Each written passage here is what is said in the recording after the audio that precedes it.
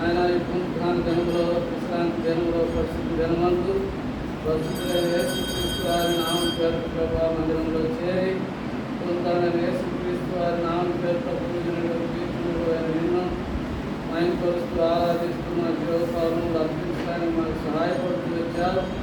నీకు స్తోత్రాలు. బంధాలు పాల్గొనడానికి ముందుగా పరలోక సింహాసనం నుండి మీ హెచ్చరికల ద్వారా మేము హెచ్చరించబడిన వారమై మా జీవితాలను ఎత్తుకొని ఆయన మీకు యోగ్యమైన రీతిలో త్వరలో పాల్గొని మేము దీవించబడుకుంటూ ఈ సమయాన్ని మాకు ఆశీర్వదకరంగా ఉంటుంది. ఆయన మీ మాటలు ఫోటోలు వేయబడినటువంటి గుర్తులు లాంటివి ప్రభువా ఆయన మా దేవాలయంలో శ్రేష్టమైన మాటలు, జీవం కలిగించే మాటలు, ఉత్తమమైన మాటలు, వాటిని వివరించడానికి శక్తిలేని రాముందని అజ్ఞానమైన గుర్తులుగా నన్ను మీ జ్ఞానంతో నింపండి. సమయసుఖమైన కొట్టుకోనని మీరు బలపరిచి చేరవచ్చిన సంఘానికి జీవం కొరకు, ప్రోత్సాహం కొరకు, ఆత్మీయ స్థిరత్వం కొరకు దీనిని బలపరిచి మీరు వాడుకుంటుగాక. నజరేయుడైన యేసుక్రీస్తు వారి శ్రేష్టమైన నామం స్తుతించి ప్రార్థించి వేడుకుంటున్నాను తండ్రి. ఆమేన్.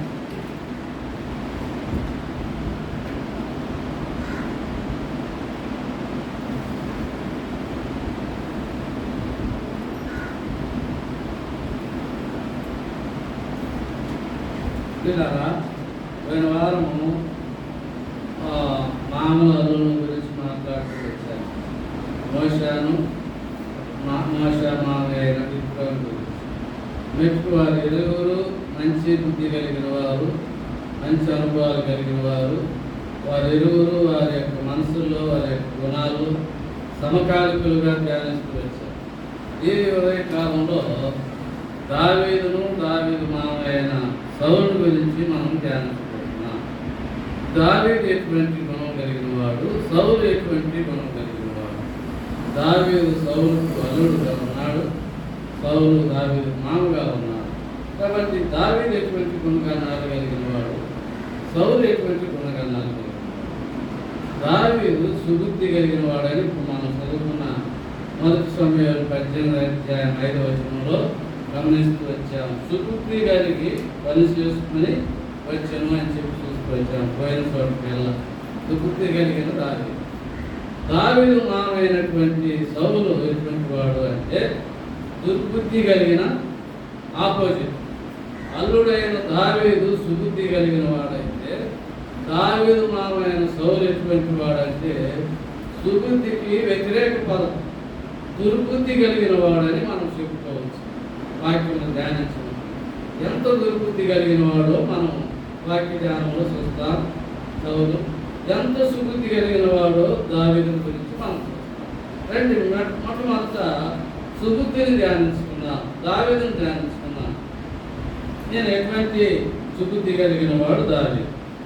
మనం ఇక్కడ చూస్తే 5వ వచనం 1 సమూయేలు 18వ అధ్యాయం. దావీదు సౌలు తనను పంపిన చోటుకెళ్ళను పోయి సుబుద్ధి కలిగి పని చేసుకుని వచ్చింది కనుక సౌలు యోధుల మీద అతన్ని నియమించను. జనులందరి దృష్టికి, సౌలు సేవకుల దృష్టికి దావీదు అనుకూలుడై ఉండెను. కాబట్టి ఎప్పుడైతే సుబుద్ధి కలిగి జీవిస్తున్నాడో అందరి దృష్టికి అతని మీద పడుతూ వచ్చింది. ఏ విధంగా ఇతను మంచివాడు అని చెప్పగలుగుతూ వచ్చారు. 5వ వచనం చివరి భాగంలో జనులందరి దృష్టికి, సౌలు సేవకుల దృష్టికి దావీదు అనుకూలుడై ఉండెను. గమనిస్తే మనము కొంతమంది ఒక వీధి వరకే పరిమితముగా ఉంటారు మంచివారని, లేకపోతే ఒక ఊరి వరకే వీరు మంచివారని పరిమితి కలిగి ఉంటారు. అయితే ఇక్కడైతే ఈ దావీదు ఆ ఇజ్రాయేలు ప్రజల జనులందరి దృష్టికి మంచివాడుగా కనబడుతూ వచ్చాడు. అంత మాత్రం కాదు, సౌలు సేవకుల దృష్టికి దావీదు అనుకూలుడై ఉండెను. ఇజ్రాయేలు ప్రజలు అందరి దృష్టికి మంచివాడుగా, సుబుద్ధి కలిగిన వాడుగా కనబడుతూ వచ్చాడు. ప్రస్తుతం ఒక నాయకులుగా ఆ సౌలు రాజు దగ్గర ఉండేటువంటి సేవకుల దృష్టిలో దావీదు సుబుద్ధి కలిగిన వాడుగా కనబడుతూ వచ్చాడు. కాబట్టి ఇతని చాలా మంచి సుబుద్ధి కలిగిన వాడు. సురు అనగా మంచి, బుద్ధి అంటే మంచి బుద్ధి, సుబుద్ధి కలిగిన వాడు. ఇక్కడ చూస్తే ఆయన సుబుద్ధి ఎటువంటిదో మనం చూస్తాం. రండి 13వ వచనం 14వ వచనం చూస్తాం రండి. కాబట్టి సౌలు అతని యొక్క నుండనేక సహస్రాధిపతిగా చేసును, అతను జనులకు ముందు వచ్చు పోచుండును, మరియు దావీదు సమస్త విషయములలో సుబుద్ధి కలిగి ప్రవర్తింపగా. ఎన్ని విషయాల్లో సుబుద్ధి కలిగి ఉంటున్నాడు? సమస్త విషయంలో సుబుద్ధి కలిగి ప్రవర్తింపగా. కాబట్టి దినాల్లో క్రైస్తవులుగా అన్ని విషయాల్లో మనము ఉండలేకపోతున్నాం. గమనిస్తే పెళ్లి కార్యాలకు క్రైస్తవులుగా ఉంటూ పెళ్లి దగ్గరకు వచ్చేసరికి మరి ఆ పోతూ ఉన్న పాస్టర్ను పక్కన పెట్టి వేరే పాస్టర్ దగ్గరికి వెళ్ళి పెళ్లి చేసుకునే వాళ్ళు ఉంటున్నారు.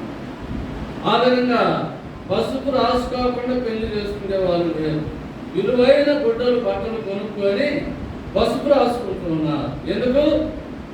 ఎందుకు పసుపు రాస్తే మంచిది అంటే బైబిల్ కంటే, జీవం కలిగిన వాక్యం కంటే, పరిశుద్ధులైన దేవుని సమృద్ధి కలిగిన వాక్యం కంటే మరి పసుపు ముఖ్యమైపోయింది ఆ క్రైస్తవులు. కాబట్టి ఎందుకు ఈ మాట నేను చెబుతూ వచ్చానంటే అక్కడ ఏమన్నాడు 14వ వచనంలో, మరియు దావీదు సమస్త విషయములలో సుబుద్ధి కలిగి ప్రవర్తింపగా. యెహోవా అతనికి తోడై ఉండెను.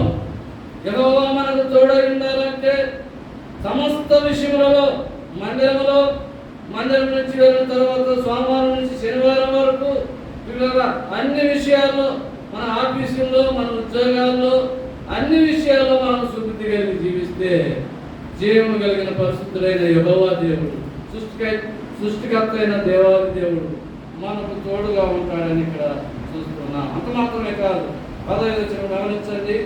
దావీదు మిగుల సుబుద్ధి గలవాడై ప్రవర్తించడం చూసి సౌలు చూసి మరి అధికముగా అతనికి భయపడుతూ వచ్చెను. సౌలు భయపడుతూ వస్తున్నాడు.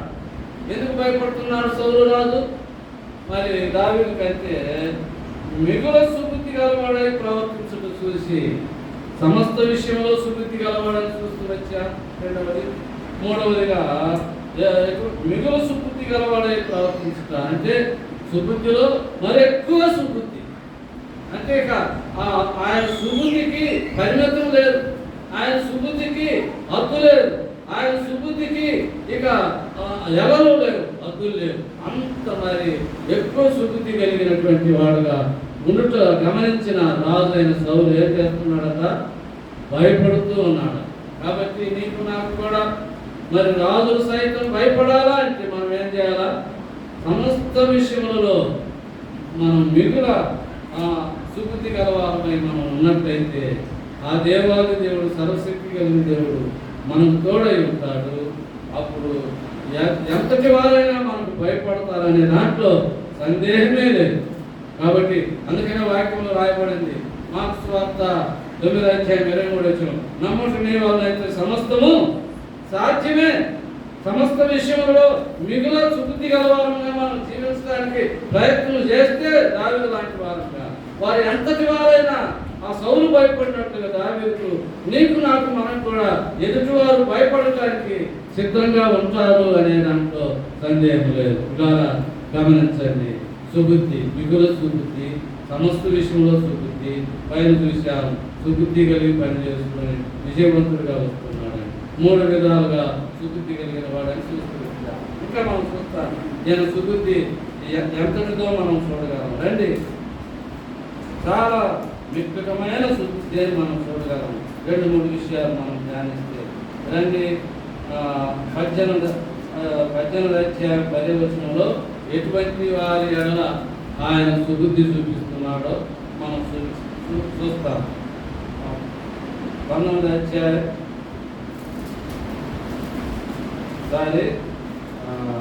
18వ అధ్యాయం 11వ వచనం చదువుతాం. ఒకప్పుడు సౌలు చేతిలో ఒక ఈట ఉండగా దావీదును పొడిచి గోడకు బిగించుదని అనుకొని సౌలు ఆ ఈటను విసిరను. అయితే అది తగలకుండా దావీదు 2 మారులు తప్పించుకొనెను. ఎటువంటి వారి ఎడల ఆయన సుబుద్ధి చూపిస్తున్నాడు? ఇలా గమనించండి. సౌలుకు అసూయ కలిగింది. అక్కడ అసూయను బట్టి ఆ తర్వాత భాగాన్ని మనం ధ్యానిస్తాము. ఆయన వీటి ఇసురుతో ఉండగా దావీదును చంపాలని, అటువంటి వారిని ఎడల సుకృతి కలిగిన వాడుగా మనం చూస్తున్నాం. రెండవ అనుభవం ఈ సౌలు చేసే పని 19వ అధ్యాయం 10వ వచనంలో కూడా మనం చూస్తాం. రెండవదిగా అదే అనుభవం కలిగి ఉన్నాడు సౌలు దావీదు ఎడల. సౌలు ఒకే దెబ్బతో దావీదును వాడుకు పొడుస్తుందన్న తాత్పర్యం కలిగి ఈట విసిరను దావీదు అతని ఎదుటి నుండి తప్పించుకున్నందున ఈట గోడకు నాటుగా దావీదు ఆ రాత్రి తప్పించుకొని పారిపోయాను. పదే పదే దావీదును చంపాలని ఈట విసురుతూ వస్తున్నాడు సౌలు రాజు. ఇటువంటి వాని ఎడల ఆయన సుబుద్ధి చూపిస్తున్నట్టుగా మనం చూస్తాం. రండి 24 వచనంలో 24 అధ్యాయం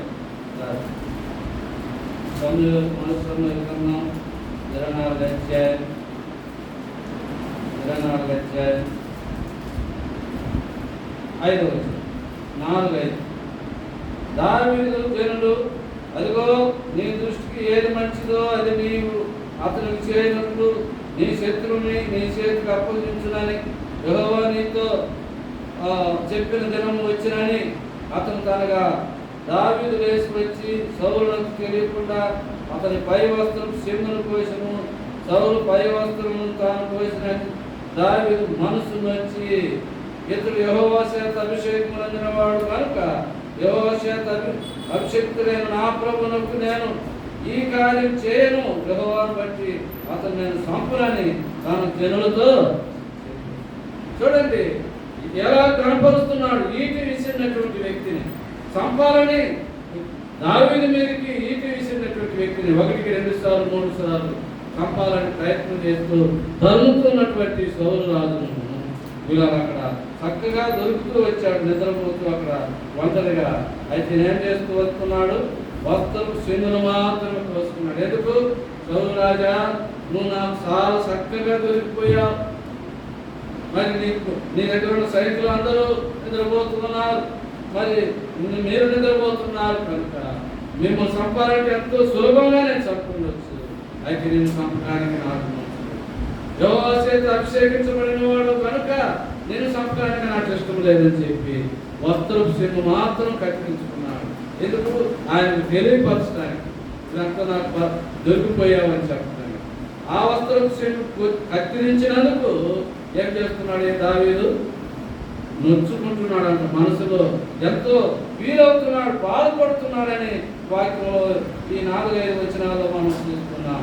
కాబట్టి మనము దావీదు లాంటి సుబుద్ధి కలిగిన వారంగా ఉంటూ రావాలి. అదే విధంగా మరోసారి దొరికాడు. చూడండి 26వ అధ్యాయం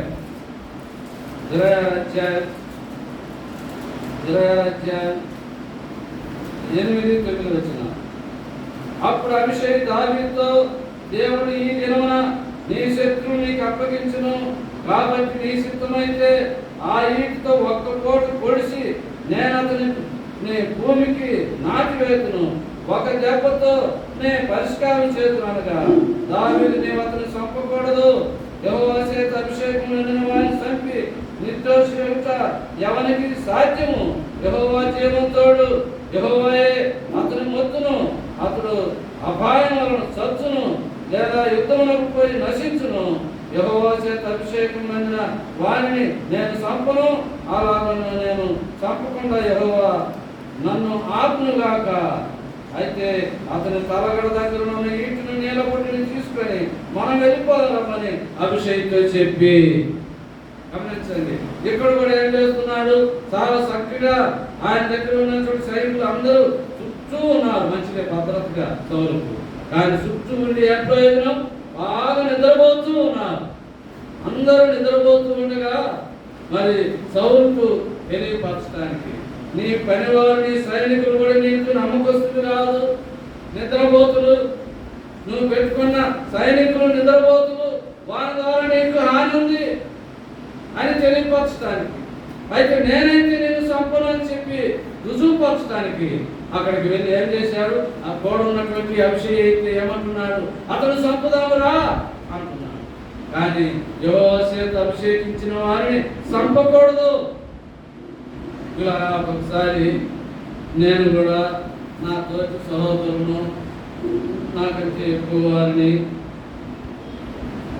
ఎంత బుద్ధిహీనత పనిచేస్తున్నాడు ఈ సహోదరుడు అని చెప్పి అనుకుంటాను. అనుకొని మరలా ప్రభువా నన్ను క్షమించుగాక అని చెప్పి ప్రభు దగ్గర నేను క్షమాపణ అనుకుంటాను. ఎందుకు తెలుసా, నీ సహోదరుడి నుంచి నువ్వు బుద్ధిహీనుడు అనకూడదని గ్రంథంలో రాయబడింది. కాబట్టి బుద్ధిహీనుని ఎంత బుద్ధిహీనంగా నడుచుకుంటున్నారు సహోదరులు అని చెప్పి తోటి సహోదరులు కోరుకుంటున్న వారి ఎడల ఉండలేక కోపగించుకొని అనుకున్నా ఆ బుద్ధిహీనుడు అనుకున్న మాటకు వెంటనే క్షమాపణ నా హృదయంలో అనుకోవచ్చు. ప్రభువా నన్ను క్షమించు నాయన. కాబట్టి పిల్లరా, ఈ దావీదుకున్న ఈ శుద్ధి కలిగినటువంటి ఆ బీజము మనలో కూడా ఉండవలసిన వారంగా ఉంటున్నాను. అప్పుడే ప్రభు బిడ్డలకు గుర్తుగా మనం జీవించగలం. గమనించండి, 2 పర్యాయాలు శత్రువుగా ఉన్నటువంటి ఈ సౌలు దొరికాడు దావీదు. అయితే నువ్వు దొరికావునేమి నిన్ను చంపలేదన్నందుకు గుర్తు ఒకసారి వస్త్రక్షేమ కత్తిరించుకున్నాడు.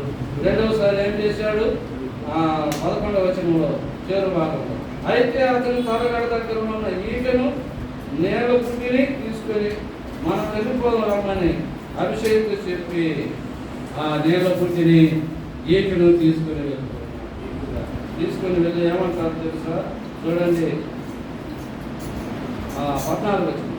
జనులను నేరు కుమారుడైన అబ్నేరును విన్నప్పుడు, అబ్నేరు నువ్వు మాట్లాడవా అని కేకలు వేసి రాజును నిద్రలేపు, నీవెవడవని అడిగాను. అందుకు దావీదు 15 చూడండి, నీవు మగవాడు కావా? ఇశ్రాయేలులో నీ వంటి వాడు ఎవడు? నీకు యజమానుడు రాజునకు నీవెందుకు కాపు కాయకపోతివి? నీకు యజమానుడు రాజును సంహరించుటకు జనంలో ఒకడును చేరువకు వచ్చినే. నీ ప్రవర్తన అనుకూలం కాదు, నీవు శిక్షకు పాత్రుడివే. యెహోవా చేత అభిషేకం పొందిన నీ ఏలిన వానికి నీవు రక్షకముగా ఉండలేదు. యెహోవా జీవముతోడు నీవు మరణ శిక్షకు పాత్రుడు. రాజు యొక్క ఈట ఎక్కడనున్నదో చూడుము, అతని తలగడ దగ్గరనున్న పెద్దలున్న నేల పుట్టి ఎక్కడనున్నదో చూడుము అని పలికెను. అబ్నేరుతో చెప్తున్నాడు. సౌలు యొక్క సైనికుడైనటువంటి అబ్నేరు పిలిచి చెబుతున్నాడు, ఓ అబ్నేరు, ఇదేనా నువ్వు ఇచ్చే భద్రత నీ రాజుకు? నీ ద్వారా సౌలుకు, నీ నాయకుడికి, నీ రాజుకు, సౌలుకు భద్రత ఉన్నదా? రక్షణ కలిగిస్తున్నావా? ఇదేనా నువ్వు చేసే భద్రత అని చెప్పి, నువ్వు శిక్షకు పాత్రుడు, జాగ్రత్త అని చెప్పి చెప్పడం మనం చూస్తున్నాం. ఇంకా 17వ వచనం గమనించండి. సౌలు దావీదు స్వరం ఎరిగి, దావీదు నాయన ఇది నీ స్వరమే కదా అని అనగా దావీదు ఇద్దాను, నా ఏలినవాడు రాజా, నా స్వరమే, నా ఏలినవాడు తన దాసుని ఇలాగ ఎందుకు తరుస్తున్నాడు? నేనేమి చేస్తుంది? నా వలన ఏ కీడు నీకు సంభవించును? రాజా, నా ఏలినవాడా, నీ దాసుని మాటలు విను. చూడండి, ఎంత తగ్గించుకొని తరుముతున్నటువంటి రాజు దగ్గర, సౌలు దగ్గర దావీదు మాట్లాడుతున్నటువంటి మాట. ఇవే సుబుద్ధికి తగినటువంటి కార్యాలు. మనం చూడొచ్చు చాలా కార్యాలు. ఇలా ఇంకా చూస్తాం రండి. శత్రువుని ఏ విధంగా కాపాడుతూ వస్తున్నాడు. 2వ సమూయేలు 9వ అధ్యాయంలో మనం గమనిస్తే మరి దావీదు యొక్క సుబుద్ధి చాలా మిక్కటముగా మనం చూడగలం. రండి, 2వ సమూయేలు 9వ అధ్యాయం. 2వ సమూయేలు 9వ అధ్యాయం మొదటి 2వ వచనం. యోనాతానును బట్టి నేను ఉపకారం చూపుటకు సౌలు కుటుంబంలో ఎవడైనా కలరాయని దావీదును అడిగను. యోనాతానును బట్టి నేను ఉపకారం చూపుటకు సౌలు కుటుంబంలో ఎవడైనా కలరాయని దావీదును అడిగాను. యోనాతానును బట్టి ఉపకారం చేయాలా? సౌలు కుటుంబంలో ఎవడైనా ఉన్నాడు. యోనాతాను చాలా మేలు చేశాడు. ప్రాణ స్నేహితుడిగా స్నేహిస్తూ వచ్చాడు. చాలాసార్లు తండ్రి అయిన సౌలు చేతిలో నుండి సౌలు కుమారుడైన యోనాతాను మరి ప్రాణ స్నేహితుడిగా భావించుకొని దావీదును తప్పిస్తూ వచ్చాడు కనుక వారు ఇరువురు ప్రమాణం చేసుకున్నారు కనుక ఆ ప్రమాణం బదులు ఆయన ఆ ప్రమాణానికి కాపాడుకొని బదులు ఇవ్వటానికి యోనాతానును బట్టి సౌలు కుటుంబంలో ఎవరైనా మిగిలి ఉన్నారా? నేను ఉపకారం చేయటానికి, నేను మేలు చేయటానికి. ఇలా గమనించండి. మరి యోనాతాను మేలు చేశాడు, కానీ యోనాతాను తండ్రి దావీదు ఎంత కీడు చేస్తూ వచ్చాడు, చాలా కీడు చేస్తూ వచ్చాడు. చంపాలని ఎన్నోసార్లు ఈటి విసురుతూ వచ్చాడు.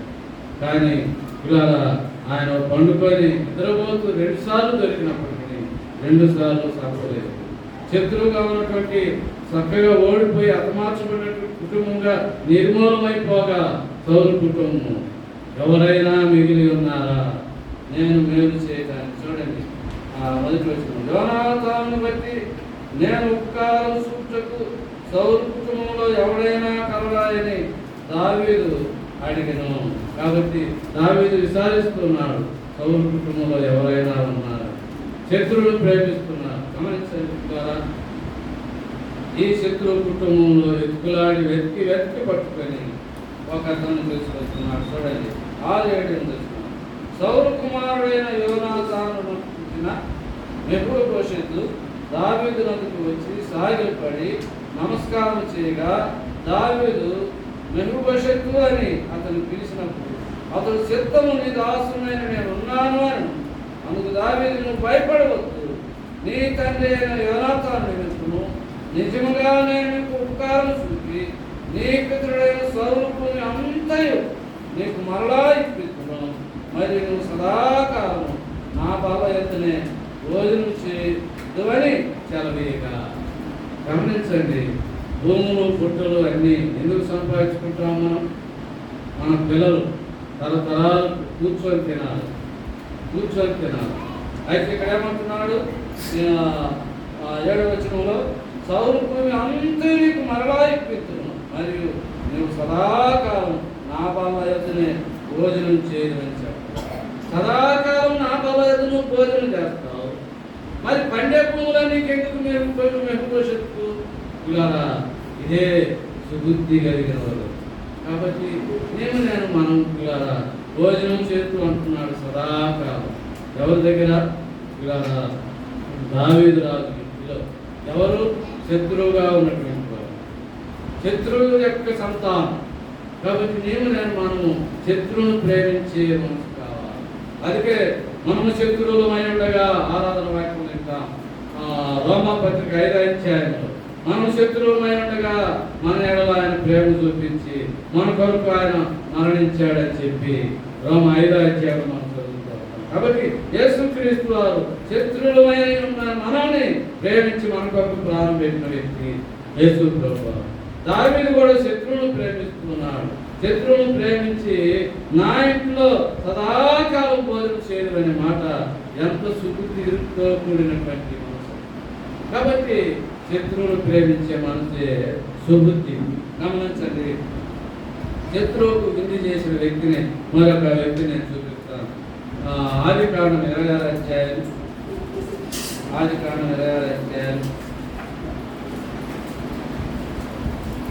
శత్రువును ప్రేమించే వారమే క్రైస్తవులు. శత్రువును ప్రేమించే వారమే క్రీస్తుడు. శత్రువు కుటుంబంలో మిగిలి ఉన్న వాడిని, ఎన్నిక లేని వాడిని మెప్పుకుంటున్నాం. ఆ సదాకాలం నా బలైన భోజనం చేయమన్నాడు దావీదు. ఇక్కడ కూడా 26వ అధ్యాయం ఆదికాండంలో శత్రువులుగా ఉన్న వారిని పిలిచి భోజనం పెట్టిస్తున్నాడు. గమనించండి, 26వ అధ్యాయం 28 చూద్దాం. వారు నిశ్చయముగా యెహోవా నీకు తోడైనట్టు సృష్టిని కనుక మనకు అనగా మాకును నీకును మధ్య ఒక ప్రమాణం ఉండవలనని మేము నిన్ను ముట్టక నీకు మేలే తప్ప మరేమీ చేయక నిన్ను సమాధానముగా పంపివేస్తున్నాం కనుక నీవును మాకు కీడు చేయకున్నట్లు నీతో నిబంధన చేసుకుందామని అనుకుంటే ఇప్పుడు నీవు యెహోవా ఆశీర్వాదం పొందినవాడనేది 30వ వచనంలో. ఇప్పుడు అతడు వారికి విందు చేయగా వారు అన్నపానం పుచ్చుకొని ఇస్సాకు విందు చేస్తున్నాడు. ఎవరికి? శత్రువులుగా ఉన్న వారికి, తరుముతూ వచ్చిన వారికి. గెరాల్లో మా గ్రామాలవి, మా పట్టణాలు, మా బావులు అని చెప్పి అబ్రాహాము దగ్గర బావులు తిరిగి తోడుతూ వస్తే కుమారుడు ఇస్సాకు వారు జగడమారి పంపివేసినటువంటి వారు తిరిగి ఆయన దగ్గరికి వచ్చామంటున్నాడు. దేవుడు అతనికి తోడైనట వారు చూసితివి అంటున్నారు. 28 వచనం చూసిన వారు భయపడి ఏమంటున్నారు, నీతో ఒక నిబంధన చేసుకోవాలని వచ్చామయ్యా, దేవుడు నీకు తోడై ఉన్నాడని మేము ఎరిగాము చూస్తున్నాం కనుక నీవు ఇక మీదట మాకే కీడు చేయకూడదని మేము నిన్ను ముట్టగా నీకు మేలే తప్ప మరేమీ చేయక నిన్ను సమాధానంగా పంపివేశాము.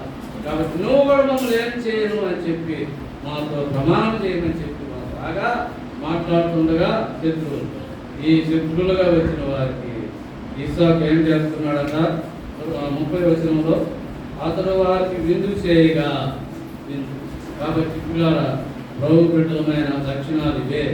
ప్రభు బిడ్డలమైన మనము మరి శత్రువులుగా ఉన్న వారిని ప్రేమించి విందు చేసేవారు కాను సాగు చేస్తున్నాడు. అక్కడ సుబుద్ధి కలిగిన వ్యక్తి అని చెప్పుకుంటున్నా దావీదు కూడా ఎవరికి విందు చేసుకున్నాడు, ఎవరిని పిలిచి ఎవరిని వెతికి పట్టుకొని ఏమంటున్నాడు, సదాకాలం నా బాధ యొక్క భోజనం చేయరుగా అంటున్నాడు. ఎటువంటి వారిని ఇలా ఎప్పుడు సంపాలని ఇలా అక్కడ ఈడ్చి విసురుతున్నటువంటి సౌలు మనవుడైనటువంటి ఆ మెరుపు భవిష్యత్తును చూసి నా బాధ ఎంతనే నువ్వు భోజనం చేయరుగా అంటాడు. ఇంకా మనం చూద్దామండి శుద్ధి తీరుకుంటూ 2వ సమూయేలు 9వ అధ్యాయం 11-12 వచనం. నా ఏలినవాడు రాజు తన దాసునికి ఇచ్చిన ఆజ్ఞ అంతటి చొప్పున నీ దాసుడినైనా నేను చేసేదని సేవ రాజుతో చెప్పాను. కాగా మెరుపుభవిష్యత్తు రాజకుమారుడు ఒకడైనట్టుగా రాజు బల యొద్దనే భోజనము చేయించుండెను. రాజు బల యొద్ద భోజనం చేస్తూ వచ్చాడు. 2వ సమూయేలు 9వ అధ్యాయం 11వ వచనం. సదాకాలం రాజకుమారుడు ఒకడైనట్టుగా మనం అలాగ ప్రేమిస్తామా? అలాగ ప్రేమించగలిగితే మంచిది, దేవునికి మహిమ కలుగును గాక, నీకు నాకు జీవన కలుగును గాక.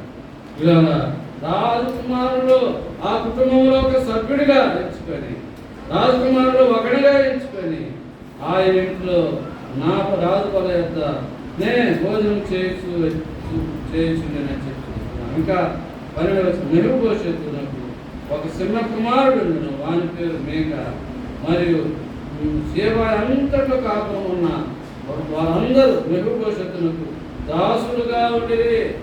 అక్కడ ఉన్న వారందరూ ఏం చేస్తూ వచ్చారంటే మెరుపుభవిష్యత్తునకు దాసులుగా ఉంటూ వస్తున్నారు, పనిచేసేవారుగా ఉంటున్నారు. 13వ వచనం. మెరుపుభవిష్యత్తు యెరూషలేములో కాపురం ఉండి సదాకాలం రాజు బల్ల యొద్ద భోజనం చేయుచుండును. అతను కాళ్ళు రెండును కుంటివి.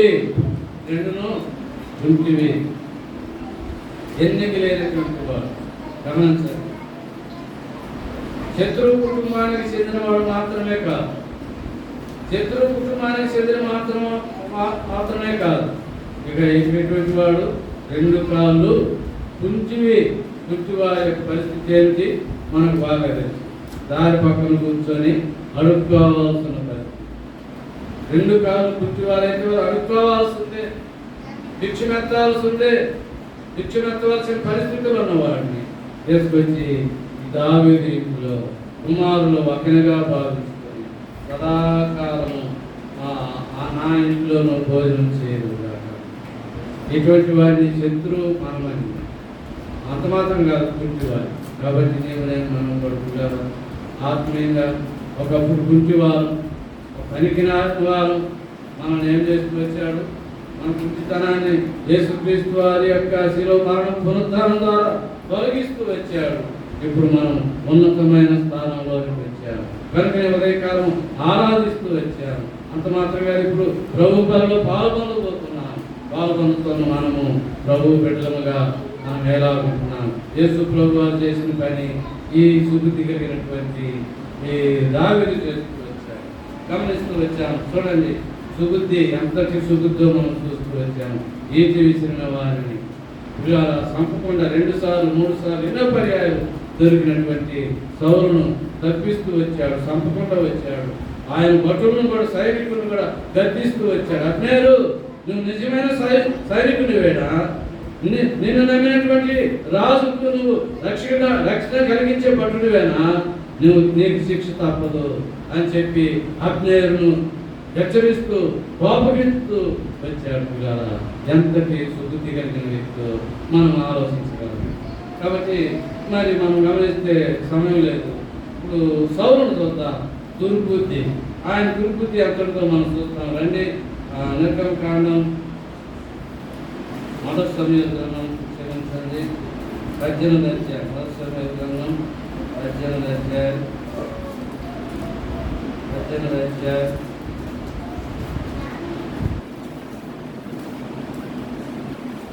8-9. ఆ మాటలు సౌలుకు ఇంపుగా ఉండనందున ఏ మాటలు పైన సౌలు 1000 కొలదియు దావీదు 10,000 కొలదియు శత్రువులు హతము చేసి ఆ మాటలు సౌలుకు ఇంపుగా ఉండనందున అతడు బహుకోపం తెచ్చుకొని వారు దావీదును 10,000 కొలదని నాకు 1000 కొలదని స్తుతులు పాడితే రాజ్యం తప్ప మరి ఏమి అతడు తీసుకొనగలడు అనుకోను. కాబట్టి నాటి నుండి సౌలు దావీదు మీద విషపు చూపు చూపెను. చూడండి, దావీదు సుబుద్ధిని చూస్తూ వచ్చాం, సౌలు యొక్క ఆ దుర్బుద్ధిని కూడా చూస్తూ వచ్చాం. సుబుద్ధి కలిగినటువంటి వ్యక్తి మీద ఈటులు చూస్తూ వచ్చాం. రెండవది ఇక్కడ ఎటువంటి వాడట దుర్బుద్ధి గమనించండి. విషపు చూపు చూపుతూ ఉన్నాడు. విషపు చూపు చూపుతూనే చంపడానికి ప్రయత్నం చేస్తూ వచ్చాడు. ఆయన సుబుద్ధి గలవాడు దావీదు, సౌలు దుర్బుద్ధి గలవాడని మనం చూడడం. ఎందుకు దుర్బుద్ధి అంటే గమనించండి, ఎవరైనా ఏదైనా మేలు చేస్తే మేలు చేసిన వారికి ఎవరైనా ఏదైనా కీడు చేస్తే అతను నీకేం చేశాడా? దుర్బుద్ధి పుట్టింది నీకు, అతనికి అలా కొడుతున్నావు, ఎందుకు అతన్ని అట్టు కొడుతున్నావు? నీకేం చేశాడు? అది ఏ దుర్బుద్ధి పుట్టిందిరా నీకు అక్కడ లోక భాష ఆంధ్ర. కాబట్టి అనవసరంగా కొట్టుకోవటాలు దోషుల మాటలు ఆడేటప్పుడు నీకేం దుర్బుద్ధి పుట్టిందిరా అంటారు. అందుకనే నేను ఏం ప్రయత్నిస్తున్న దుర్బుద్ధి కలిగిన సుబుద్ధి కలిగిన దావీదు మీద మరి సౌలు దుర్బుద్ధి కలిగి విసుగు చూపేటువంటి వాడు అనుకున్నాడు. విసుగు చూపుతూ 10వ వచనం చూశాం, ఆయన వీటిని చంపాలని ప్రయత్నిస్తూ వచ్చాడు. రెండవదిగా చూద్దాం రండి, ఆయన యొక్క ద్వేషం దుర్బుద్ధి ఎలా ఉందో మనం చూస్తాం. రండి,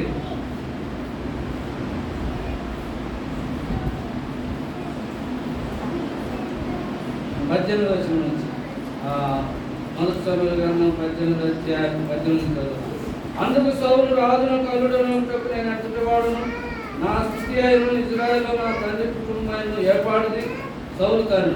అయితే సౌలు కుమార్తె అయిన మేరాబును దావీదును ప్రియపరుచుకుండగా సౌలు ఆమెను మహోవతుడైన అంద్రెయాకి ఇచ్చి పెళ్లి చేసింది. అయితే తన కుమార్తె అయిన మీకాలు 20వ వచనం దావీదు మీద ప్రేమ కలిగి ఉండగా సౌలు విని సంతోషించి, ఇది నిజమైన సంతోషం కాదు, ఒక కుమార్తెని ఇవ్వాలనుకున్నాడు, మరొకరికి ఇచ్చాడు.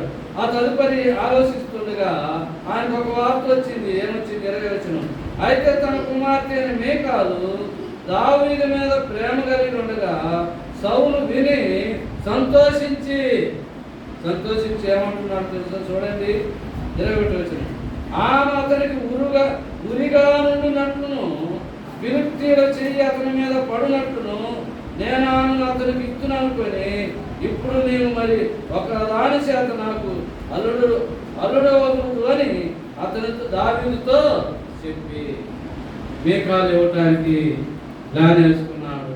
మీకాలు ద్వారా ఏం చేయబోతున్నాడంట? ఆమె అతనికి ఉరిగా ఉండినట్లు, భార్యగా ఉండినట్లు కాదు. గమనించండి, దావీదుకు భార్యగా ఉండినట్లుగా ఉరిగా ఉండినట్లు నేను మీకాలు నీకు పెళ్లి భార్యగా ఇవ్వబోతున్నాను చూడు అంటున్నాను. కాబట్టి ఇప్పుడు ఇది ఎటువంటి బుద్ధి? మంచి బుద్ధేనా? దుర్బుద్ధి. మంచి బుద్ధి కాదు, ఇది సుబుద్ధి కాదు.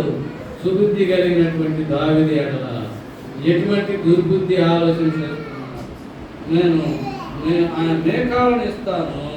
మేకాలు దావీదు మీద ప్రేమ కలిగి ఉండగా సౌలు వీరిని సంతోషించి ఆమె అతనికి ఉరిగా ఉన్నట్లు నేను అతనికి ఈ అమ్మాయిని ఇచ్చి చేస్తాను. ఇటువంటి ఆలోచన సహోదరుడు, నీవు నేను మనము మన బిడ్డలను ఎందుకు మరొక సహోదరుడికి ఎవరొస్తూ పెళ్లి చేస్తాం? ఆరోగ్యకరంగా క్షేమంగా బిడ్డ జీవించడం కొరకు మరి సంసారం చేసి ఎదిగి ఫలించడానికి ఇస్తాం. కానీ ఈ మన కుమార్తె పోయి అల్లుడికి గురిగా ఉండటానికి ఇస్తామా? ఇవ్వము. అయితే ఈయన యొక్క ఆలోచన ఎలా ఉంది? దావీదుకు గురిగా ఉండినట్లు నేను మీకాలును నేను ఇచ్చి పెళ్లి చేస్తాను, ఇచ్చి పెళ్లి చేసి అతను చంపడానికి నేను ప్రయత్నం చేస్తున్నాను అన్నట్టుగా ఆలోచన కలిగి ఉంటున్నాడు. ఎటువంటి దుర్బుద్ధి కలిగి. కాబట్టి నేను మనం ఈ సౌలు లాంటి దుర్బుద్ధి కలిగిన వారంగా మనం ఉండకూడదు. కానీ దావీదు లాంటి సుబుద్ధి కలిగిన వారం ఉన్నట్లయితే దేవుడు మనము హెచ్చిస్తూ వస్తాడు, దేవుడు మనము కాపాడుతూ వస్తాడు, దేవుడు మనకు తోడుగా ఉంటూ వస్తాడు, మన కార్యాలను సఫలం చేస్తూ వస్తాడు. ఇలా సుబుద్ధి కలిగిన వాడు కనుక నాకు ఏమయ్యాడంట చూడండి 18 అధ్యాయం దావీదు